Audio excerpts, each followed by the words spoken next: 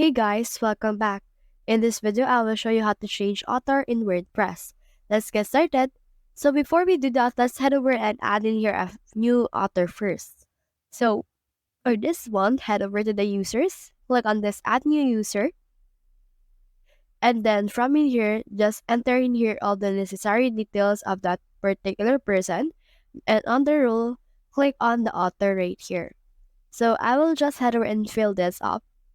From in there, click on this add new user, and then you should be able to add this particular user to your WordPress.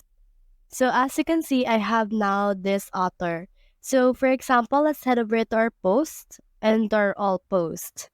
So for example, for in this case, let's change the author of this dogs to Tutorial Bro. So for this one, let's head over and click on this edit option. And then once you have done that, it will open the block editor of WordPress. Now in here, click on this icon, which is the settings. When you scroll down, you see in here the author. So let's click on this and then let's change it to Tutorial Bro. Once you have done that, click on this save option. And then once it's been saved, let's head back to the post that we have. So let's head over to our all posts. And you can see right here that dogs has now this particular author. So that's the whole process. If you have found this video helpful, so if you leave a like below or subscribe because it helps reach more people. See you soon.